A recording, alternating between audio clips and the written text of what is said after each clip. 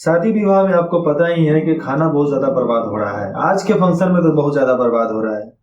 लोग आज ज्यादा बनवा भी देते हैं। लोगों को क्या है भैया, जो भी जिसके घर में शादी विवाह होता है ज्यादा खाना बनवाते हैं, क्योंकि एक भी लोग को भूखा नहीं जाना चाहिए घर से। लेकिन हमारी सरकार को ऐसा करना चाहिए कि अगर खाना बच रहा है तो उस खाना का इस्तेमाल सही तरीके से कैसे किया जाए, इसके बारे में हमारे सरकार को सोचना चाहिए कि जो भी खाना बर्बाद हो भैया, आप उसको यहाँ पर लाकर आप जमा करवा दो।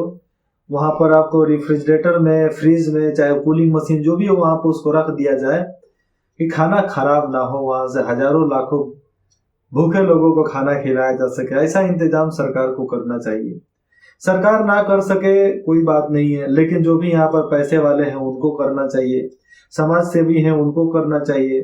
बदलाव करने से ना बदलाव होता है, अचानक से बदलाव थोड़े हो जाता है।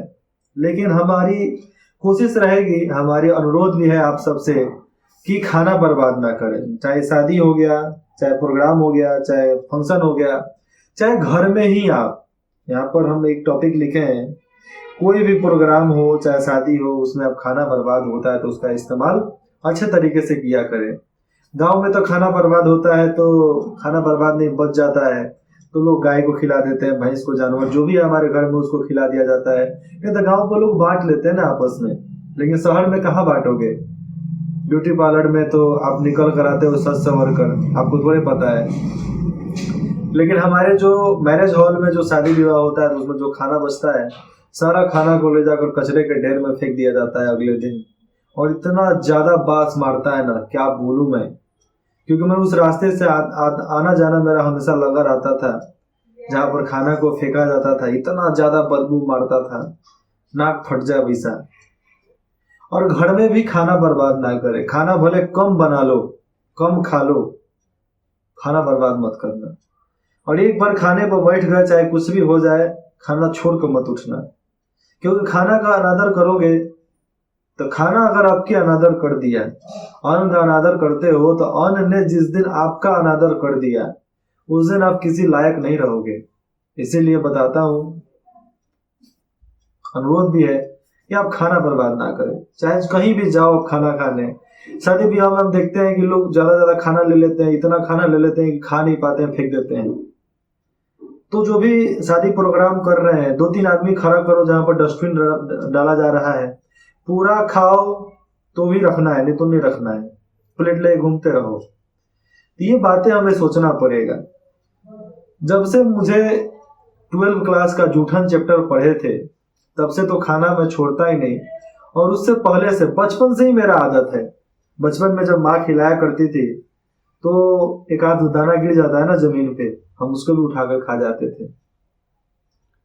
हम उसको भी उठाकर खा जाते थे, चाव से खाते थे कि कोई दिक्कत ही नहीं हो मेरे को ऐसा। फिर भी बड़े हुए, जो भी खाना गिरता फिर उसको भी खाते, उठा उठा कर खा जाते। बड़े हुए, धीरे धीरे सीख मिला, धीरे धीरे अच्छे प्रकार से नॉलेज, जानकारी मिलते गई, खाना को और अच्छे तरीके से खाते गए। आज हमारे प्लेट में आप एक भी अन्न का दाना आप देख नहीं सकते कि मैं प्लेट में छोड़ दूं और उठ जाऊं। नहीं, प्लेट जब तक एकदम साफ सुथरा नहीं हो जाता मेरे खाने से तब तक खाऊंगा। और एक अन्न दाना भी बर्बाद नहीं करना चाहता। लोग कैसे फेंक देते हैं खाना, थाली उठाकर फेंक देते हैं गुस्सा में। तो गुस्सा में वो इसीलिए फेंकते हैं क्योंकि वो फेंके हैं, आदत है उनको, अन्न ने उनको फेंका है, इसलिए वो खाना फेंकते हैं, अन्न फेंकते हैं।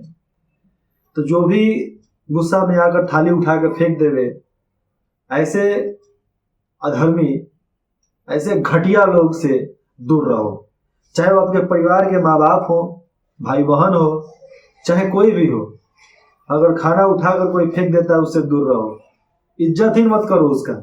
जो अन्न का इज्जत ना करे उसकी इज्जत करने की कोई जरूरत नहीं है। मैं बोलता हूँ, ये मान सकते हो तो मान लेना, क्योंकि मेरा भी मानना साफ है कि अपने घर में साफ बोलते हैं, खाना बचा तो भैया हमसे बुरा कोई नहीं होगा। छोड़ो ये सब इधर उधर की बातें, कोई बात नहीं। लेकिन हाँ, अपना ध्यान रखो, अपने आप पर भी ध्यान रखो तो ऐसा कर सको।